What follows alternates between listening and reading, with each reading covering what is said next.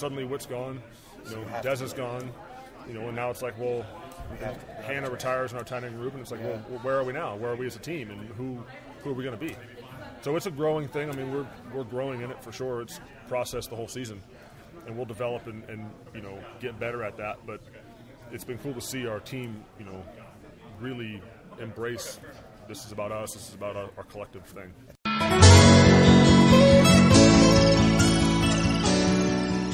Today's Friday, October 12th. This is the Cowboys Beat on CLNS Media. I'm Ari Temkin. Stay tuned. We have a great interview with the Cowboys leading receiver, Geoff Swaim. Surprise, surprise. Geoff Swaim. I have 13 fantastic minutes with Geoff Swaim. He talks about the lack of leadership from Jason Witten, what they're missing, what they don't have, and how that has sort of forced this team to find new leaders and what that's meant.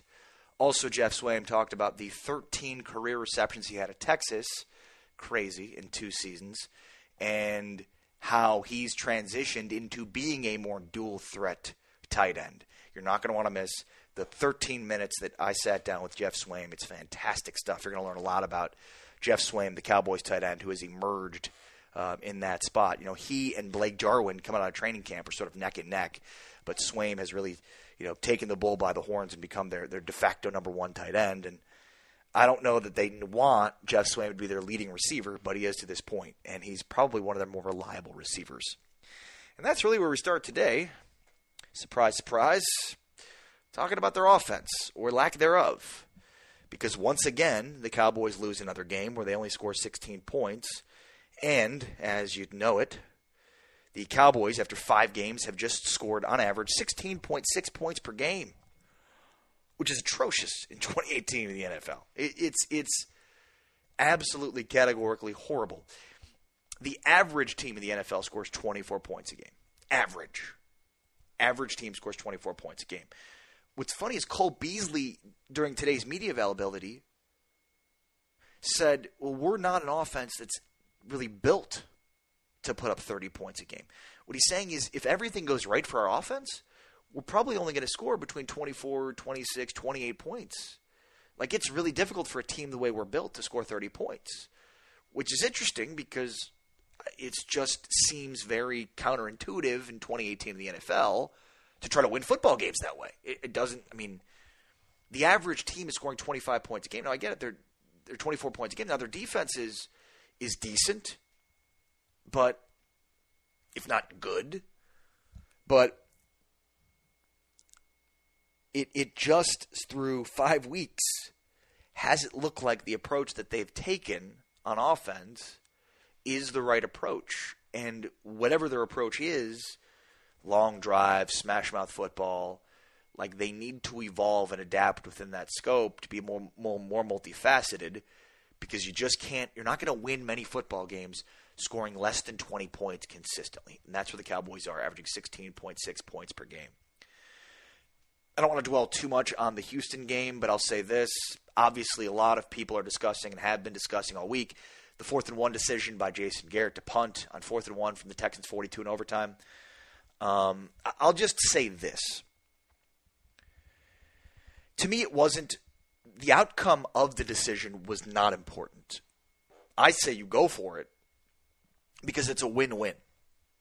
You go for it and you get it, and you obviously get a first down and you perhaps win the football game. But you go for it and you don't get it, at least you've instilled a level of confidence in your football team. And that stuff matters. That's why Dak Prescott and Zeke Elliott second-guess the coaching after the game, because they want that. They want to be in the position to convert those situations. Now, Garrett was going to say, well, field position and defense and blah, blah, blah, blah, blah. But at the end of the day, instilling a level of confidence within your offense was way more important.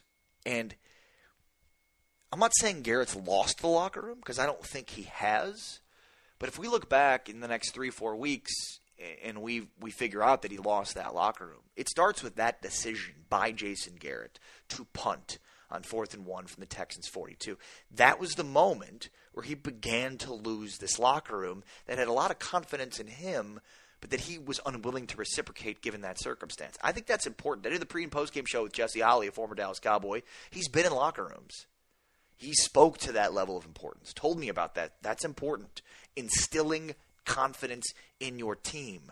In the same day, Sean McVay of the Los Angeles Rams decided to go for it on 4th and 1 from his own 42. He probably loses the game if he doesn't get it. But the offensive linemen and the players on the sideline were going crazy. They were going bonkers because they were so excited that their coach instilled that confidence in them. And that's important. So there are issues on offense. We've talked about this, I don't know, all season here on the Cowboys beat. If I were to sort of place a hierarchy on, well, where does this all start? To me, it starts with coach and coordinator. Coaching decisions, going forward on 4th down, the composition of their roster, those kinds of things, and then the play calling from the offensive coordinator. And also, I say the composition of their roster. Their offensive coordinator, Scott Linehan, had a major piece to the way this thing was built. I mean, Kellen Moore is his guy, the quarterback's coach. He didn't want Dez Bryant here. There's probably no more outward critic for Dez being here than Scott Linehan. So Linehan wanted this, all-for-one, interchangeable weapons at receiver. He wanted this style. So he and Jason Garrett are most responsible at the top of the hierarchy for the issues. It's the play calling, it's the decision making, it's the personnel. All part of Jason Garrett and Scott Linehan. The second piece to this, the second most important reason for this offensive ineptitude is their quarterback. And I think coming into this year, there were major question marks about whether or not Dak Prescott was the guy. And through 5 weeks, the answer is no. The answer is no. And look, we can sit here and make excuses after excuses because we can say, well, the play calling's bad. They haven't designed the schemes to fit him. He doesn't have any receivers. But like that's fine. But you're not going to pay a guy that you have to continually make excuses for $100 million. Period. Right? Like you can bring in a really smart offensive mind like Lincoln Riley, and Dak Prescott would probably be a considerably better quarterback. But you don't have to pay a guy $20 to $30 million a year to do that, right? Like you can just go draft somebody else and then fit them into the system and have them be successful and pay them significantly less. So, like if the notion this season was, let's see if Dak Prescott is a true $100 million type quarterback. Through 5 weeks, the answer is no. No, because we can't make excuses for a guy that we're going to hand a $100 million contract to. And if we start to make excuses for that guy, then he's not worth it. So those are the top two reasons why their offense is scoring 16.6 points per game, which is absolutely putrid in the modern NFL. The third reason, in my opinion, is their wide receivers. They have a group that lacks a number one. It's a bunch of number twos and threes. And I think, especially in the Houston game, the receivers were the biggest issue, where you had Tavon Austin dropping another pass that led to an interception. You had Michael Gallup not coming back to the football. Deontay Thompson doing the same thing, which led to an interception. Their most reliable pass catchers are Allen Hurns, Cole Beasley, and probably Geoff Swaim. They probably haven't gotten Allen Hurns involved enough. And I'm sure his speaking out against Dak Prescott and the schemes this week didn't help that. And look, he can say whatever he wants, and the Cowboys can talk about, well, the media's making this stuff up, and the context wasn't there. Okay, sure. I heard what came out of his mouth, Allen Hurns. So, you could chalk it up to context, or you could say, well, I was standing there and I heard exactly what he said, and I got the proper context and still thought he was calling you out and calling the offensive coordinator out. But I digress. If you lined up all of their receivers, Allen Hurns is the guy you're like, well, he understands the nuances of the position. He understands when you have to come back to the football. He understands how to get in and out of breaks. He understands, how to create separation off the line of scrimmage. Like all of those things that we think about are important for receivers that the Cowboys are lacking right now is at least there in Allen Hurns from his experience having as a veteran wide receiver. He's not a top 10 or top 15 or top 30 receiver. Of course not. But he certainly should be the guy that's most highly targeted on this team because of all of the reasons that we stated before. So number 3 is their receivers. 4 is probably offensive line. I know a lot of people want to throw their offensive line to the wolves. And I get it. It's not great. It's not we were expecting a great offensive line, and it's not. We can make excuses for Travis Frederick having Guillain-Barré syndrome. Joe Looney's played well, but there are certain things that he can't do. Brian Broaddus pointed this out. I think it's worth mentioning. Travis Frederick's ability to block and then get to the second level and continue blocking, like that's. I mean, Travis Frederick's arguably the best center in the game of football. So Looney's played well, but it's going to pale in comparison when you're talking about missing a guy like Travis Frederick. Tyron Smith is not the same. It's awful to watch because here's a guy that was one of the best left tackles. I mean, he was the best left tackle in the NFL for 3, 4, 5 years. I mean, he's a Hall of Fame type left tackle. But he's 27 years old, and that age sort of belies the truth about the wear and tear in his body.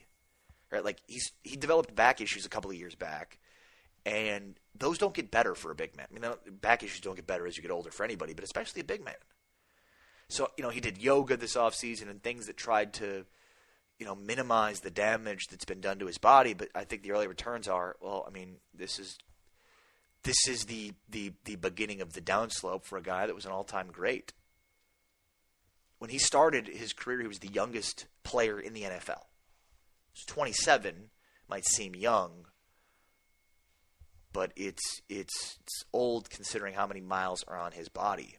And that back just don't get better, especially when you play football in that back. So Tyron Smith's not been the same. Lyle Collins has played considerably better of late, but he started off slow. Connor Williams, there's some growing pains there. So, but offensive line to me is only the fourth most important issue because, to me, the wide receiver, the quarterback, the head coach play calling is significantly more important for the Cowboys' ineptitude on offense.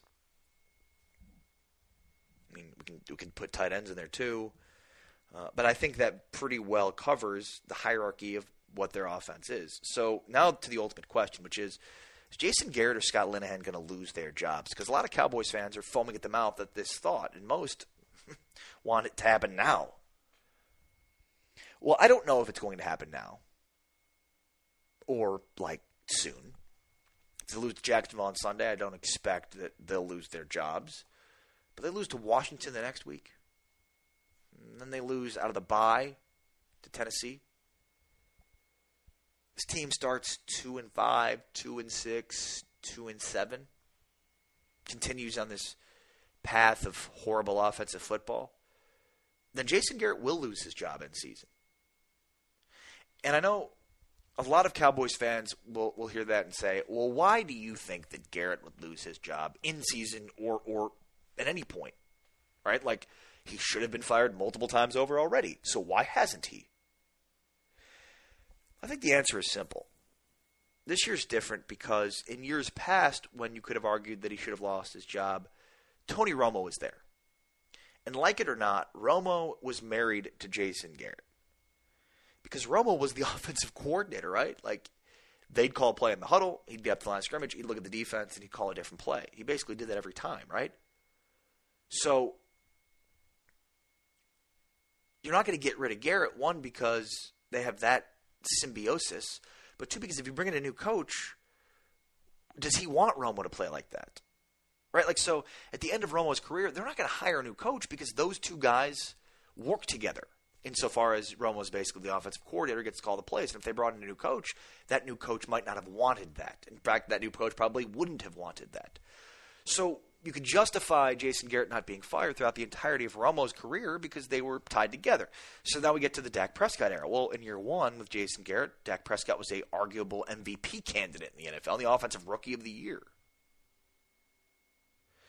In year two, you can make an excuse for Jason Garrett and the Cowboys that they were missing Zeke Elliott. And if they didn't miss Zeke Elliott, they might have made the playoffs. Probably would have with winning 9 games. There's no more excuses anymore. Romo's gone. We're not really sure if Prescott's the future. So this idea that Garrett can't get fired because he's Teflon, it's wrong. Because this is the first opportunity based on the end of Romo's career and the beginning of Dak's career where it seems like a very viable option. That and Jerry Jones has very outwardly spoken publicly about his dismay with this offense and this team. They might have Garrett's back, but of course they will. What are they going to say? The moment that they don't have Garrett's back is the moment that he gets fired. So they're going to say that they have his back, but Jerry Jones saying after the game that he should have gone for it on fourth down. Jerry Jones talking about the offense not being as good as it needs to be, like he did after week 1 when he complimented Norv Turner and said he's been around as long as anybody, and it seems like they really figured out how to use their players well. That's a shot at Scott Linehan and Jason Garrett. So that's what's at stake here. There's a very good chance that this Cowboys team could stay afloat, stay around 500, and compete for a bad division. Or there's a chance that this offense will continue to struggle. They'll continue to put up 16.6 points per game. They're going to lose a bunch of games. They're going to lose to Jacksonville. They're going to lose to the Redskins. They're going to lose to Tennessee. So if they do that, then Jerry Jones' hand will be forced because the pressure is already mounting, because the fan base is done. They're done with the clapper. They're done with the redhead. They're done with an average head coach who is unwilling to take risks necessary to win football games, who is unwilling to evolve, who Al Michaels told me last week during the Cowboys pregame show has changed the least out of all of the coaches that have been around the longest as Jason Garrett. That's not a positive thing to say about someone because life is about growth.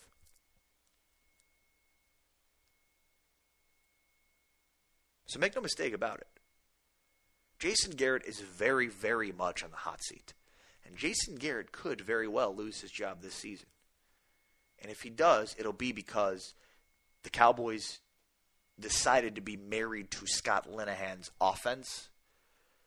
And because of that, this offense could continue to sputter.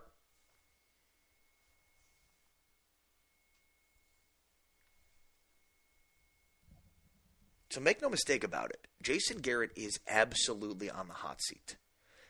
And if this offense doesn't figure it out quickly and put points on the board and win football games, it's going to happen this season. All right, I'm Ari Temkin. This is the Cowboys Beat on CLNS Media. And we're going to talk with Geoff Swaim here in a moment. But first, I've got to tell you about the luggage that I love. And I usually don't gloat about the luggage that I have, but I've got to tell you about Away first-class luggage at a Coach price. Look, it's the perfect luggage. I've been saying Away luggage, it's the last piece of luggage you'll ever have to buy.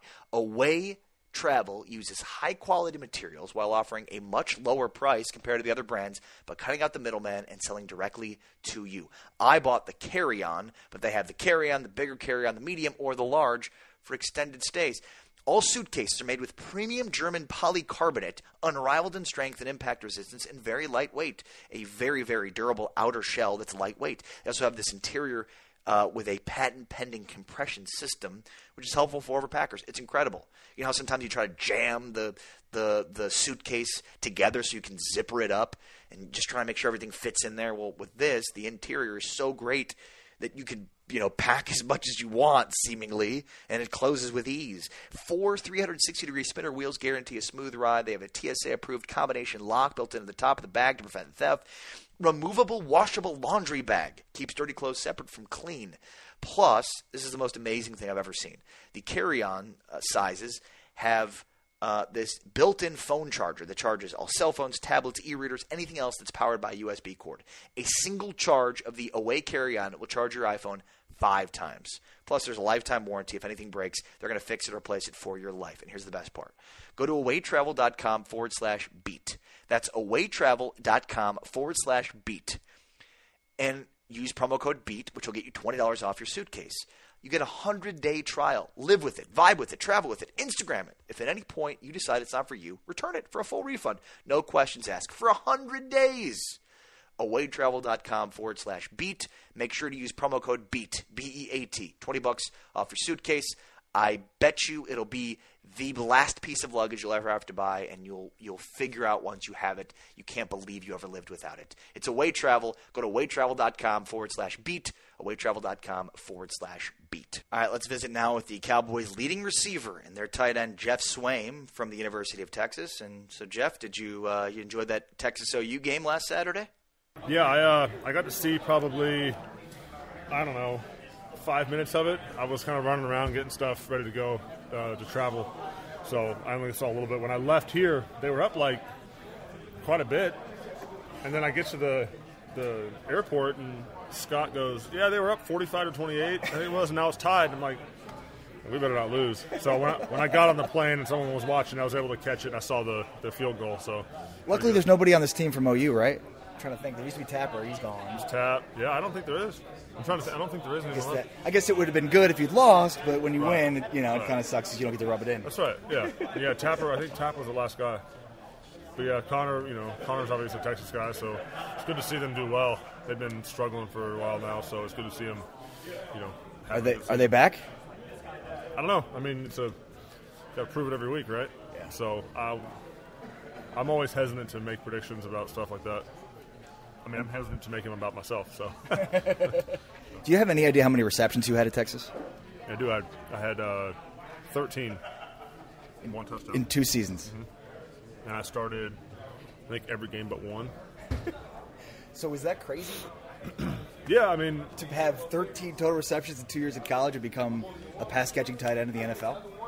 Yeah, I guess. Yeah, it's kind of weird. It's not something that I'm surprised that I'm able to do. Like I know, what I am, and I'm probably the most confident person in that sense. Sure. You can't make it here without having this confidence. Yeah, so I'm a pretty cocky person when it comes to I think I can do everything. But to have the production's been nice, and hopefully we can improve on it. I know I have a lot to improve, but that part of it's been really rewarding. Starting to kind of expand my game and my repertoire of skills. So that part of it's been cool. Was it just schematically at Texas? I don't know. I wasn't much of a. I didn't really understand football that well. I thought I did, but when I got here, then I realized what it means to play tight end, like how how hard it is, and that's obviously when Witt was here. You have a realization pretty quickly of what it takes and the level he plays at. Is he a lead by example kind of guy, or was it? Yeah, he wasn't. I mean, he would say something if he had to, but he didn't. He didn't like to. He just liked to work, and so with Witt, he was never somebody that you expected him to give you a speech or a rah-rah thing, but he had this little air about him when you walked around, like you knew, Pay attention to what he's doing. Pay attention to what he's doing, and you better be taking care of your business.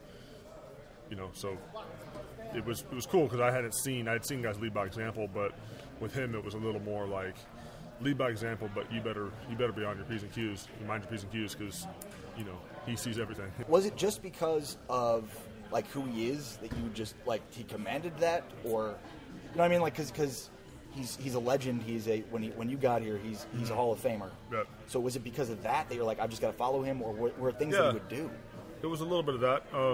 With Witt, he had this pursuit all the time of being his best, and so it was evident when he played. That's kind of how he worked, and when he practiced, that was real clear. So at least for me, I felt that when I practiced, that he wouldn't accept anything less from himself, and so he would kind of coach you up and give you pointers here and there, but it was more about your mindset, how you approach things, how you work, the accountability, that kind of stuff, that he wasn't going to tolerate anything less than that. And so if he saw something, that was not up to that standard, he may pull you aside and say something quietly to you, but you knew he saw it. And so for me, it was I didn't want to be one of those guys thought of as not pulling my weight, So that was his leadership. That was it.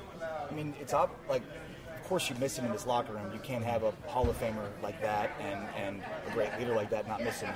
But right. How do you replace that? How do you replace that type of leadership? Not you in particular, but this locker room. I don't know. I don't have the answer to a lot of the, I get asked questions like that about Witt, in terms of how do you replace his style or his leadership or whatever. And I don't know all the answers to that stuff, but I do know. For me, I know what I can do, and what I can do is be the best person I can be. And so, if that's being a good teammate, encouraging guys, or just working hard all the time. So I have credibility if I do say something, because no one listens to the guy that doesn't work hard and then yells at somebody else, because he's not credible. And so I don't know what that means or what it looks like on a big scale for a whole locker room, but I know for myself that's what it looks like. And I think we have this mindset with our team. It's like everyone's doing that with themselves, and we're kind of looking internally and thinking, okay, what can I do?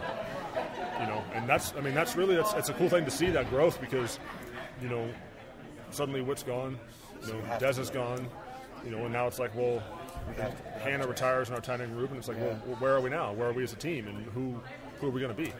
So it's a growing thing. I mean, we're growing in it for sure. It's processed the whole season, and we'll develop and get better at that. But it's been cool to see our team, really embrace this is about us. This is about our collective thing. That's a great point, because sometimes, you can't really grow in that department when you've got a guy like Witt, because you don't have to.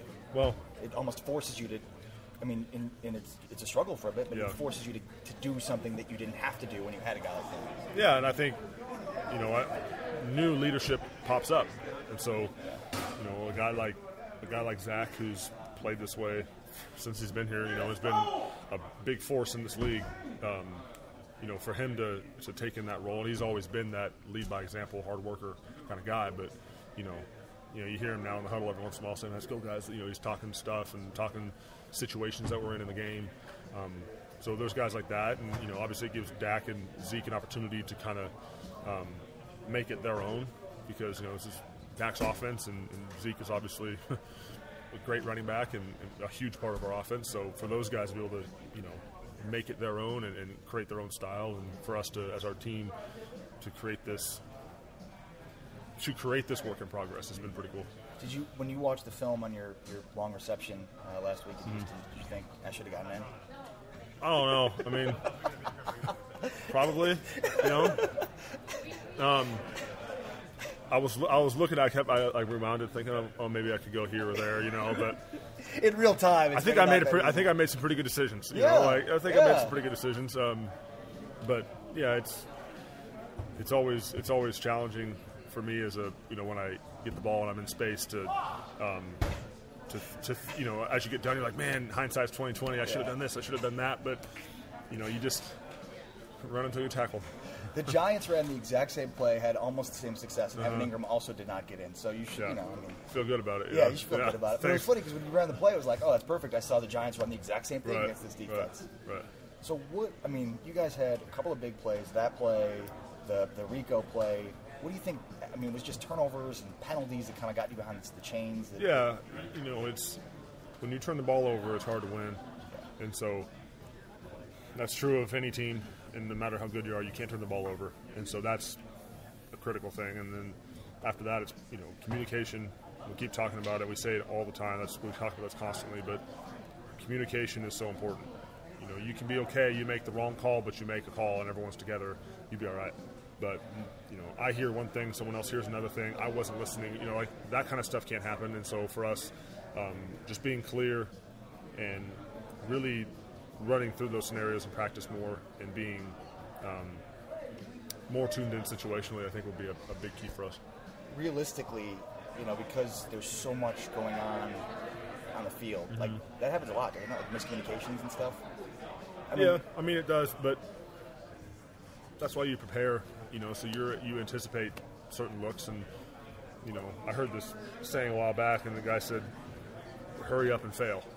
And his point, his point was like, push yourself till you see where your weaknesses are. But I'm looking at it more like, let's push ourselves to fail in practice. Let's work on these situations, and let's do them so much so that this was the weak point here. And so that's the repetitions, that's the game plan. But you have an idea of what defenses are going to do. And they always can present wrinkles and stuff like that, but what's going to happen a lot of times. And so getting the reps and being alert when it comes up in the game that, hey, this is the down and distance or this is the situation, that kind of stuff is important. How difficult is it to be a guy that's primarily a blocker and then to now be asked to basically do both? Yeah. It's different. I had a defined role last year, and the year before it was kind of, this is what you do. And now that it's expanded, it's cool because it's an opportunity. I've something everyone wants to be that and have that chance. But for me, moving towards my ultimate goal of being a complete tight end and someone that I have always tried to be. It is a challenge because there's a mindset you have to develop, and you switch over from blocking. Now I'm running a route. Now I'm protecting. Now I'm doing this. And there's 70 plays in the game. So last year if I played 15 snaps or whatever it was like I kind of knew what I was going to do, and I could grade myself without having to watch the film. Oh, I played good. I had 15 snaps. But this year it's like you're going to lose some blocks because the volume is increased. So backside stuff's going to happen, but. Adjusting that a little bit has been cool because I've kind of noticed that the game's a long game, and so every play's important. But all right, the play's over. Let's move on to the next one, good or bad. And so there's going to be bad ones, and that mindset of nothing matters that's happened up to this point. It doesn't matter because it's in the past. Let's focus on right now. So that's been a challenge, but it's been cool to develop that. Is there a confidence level the coach has in the team when he goes for it consistently on fourth down? Oh, I didn't hear that. Say that again? When a coach wants to go for it on fourth down, is there a confidence level that offense will have because of that? I don't know. I mean, I'm a confident dude, so I don't really need to. I don't need someone to reinforce that. Yeah. You know what I mean? I don't really. I keep saying I'm a pretty simple dude, so I think about what do I have to do? Yeah, and so if it's, hey, I'm playing this next down. Oh, it's third down. Okay, third down. This is what I got to do. Fourth down. Okay, well I'm on the punt team, so I got to punt now. So if we don't go for it on fourth down, it's like, well, I got to go punt. I'm not thinking about, because if I'm dwelling on that, then I may not know to get on the field and punt. That's right. So, and those decisions aren't mine to make. So I'm not someone that's going to sit there and think about it too much because I can't control that, and I got to play my game. And if I think about other things, well, my chances of playing well in that next play go down. So I appreciate it, man. Sorry I asked you so many questions. Yeah, no problem, dude. Nice to meet you. Nice talking. You too, dude. Yeah. All right, that's Geoff Swaim. Nice enough to spend 13 minutes with us here on the Cowboys Beat. I'm Ari Temkin. Make sure to check out the Cowboys pre- and post-game show each and every week across the Dallas Cowboys Radio Network. And check out my live stream. Every day, I live stream, talking Cowboys, interacting with you on Phantom. Phantom puts you at the center of the Dallas sports discussion. Facebook.com/Watch Phantom every single day starting at 12 o'clock Central. So make sure to stick around for that. And then, of course, make sure to subscribe to the podcast. Check it out each and every week right here on CLNS Media. But for now, I'm out. Peace.